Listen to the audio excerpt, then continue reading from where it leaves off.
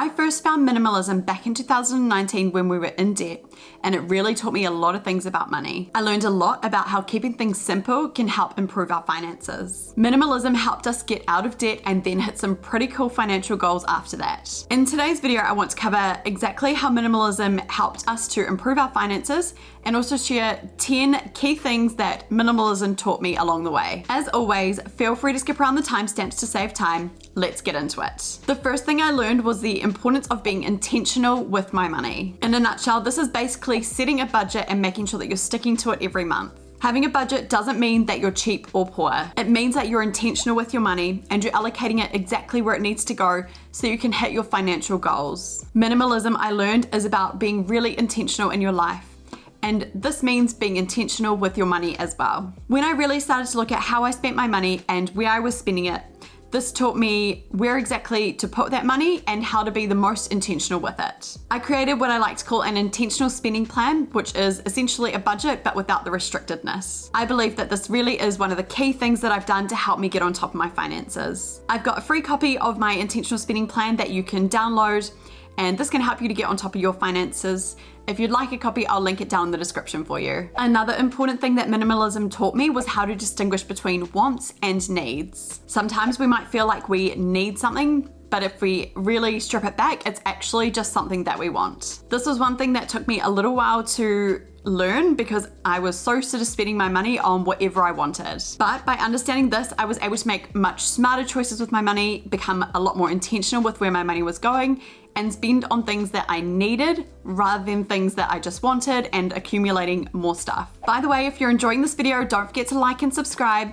And if you've embraced minimalism like I have, then please let me know down in the comments, as I'd really love to connect with more like-minded people within this community. The next thing that minimalism taught me is that when you buy less, you generally spend less. I used to try to buy the most and get the best deal for more stuff. Now that I've decided to embrace minimalism, it means that I don't really want to spend my time or my money on more stuff. If I'm spending less time wanting less things and pursuing less stuff, then it means that my money isn't going in that direction either. So when you buy less, you spend less, and that's more money that's in your pocket. The next thing I found when I embraced minimalism was that I freed up more time to focus on my goals and finding more ways to make money. Minimalism is like a magic trick.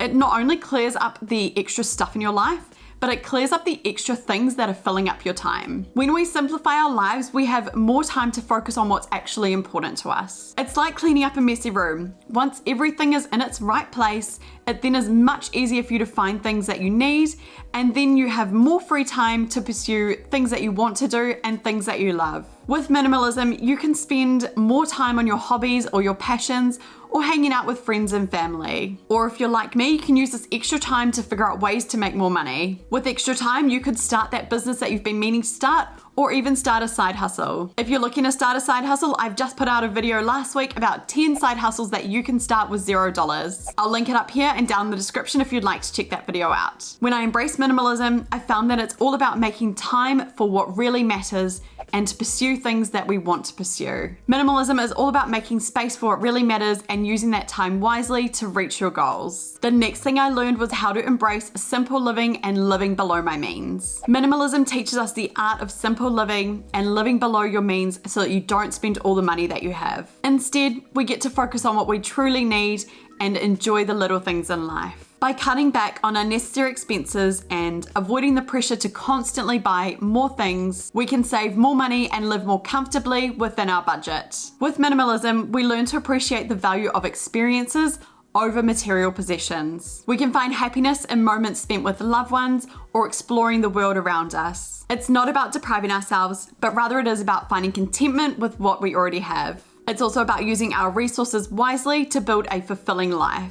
The cheaper my pleasures and hobbies, the richer my bank account. One thing that surprised me when I embraced a simple life was that I found new hobbies that I enjoy. One of these was gardening, which has also saved me money by growing my own fruits and vegetables. The next thing I learned was that minimalism can be a great teacher when it comes to making simple swaps to save more money. For example, instead of buying new books when there's books that I want to read, I utilize my local library and I check them out for free. If I want a digital copy of a book, then I can also use the Libby app to check out books for free. This has saved me so much money on the cost of purchasing new books. By making small changes like this, it not only saves us money, but also encourages us to declutter our homes by reducing the number of items that we own. Minimalism encourages us to rethink our consumption habits and find alternative ways to meet our needs and reduce overspending. By making these simple swaps, we not only save more money, but also contribute to living a more sustainable life. We also use our resources more efficiently and mindfully. Another thing minimalism taught me was to embrace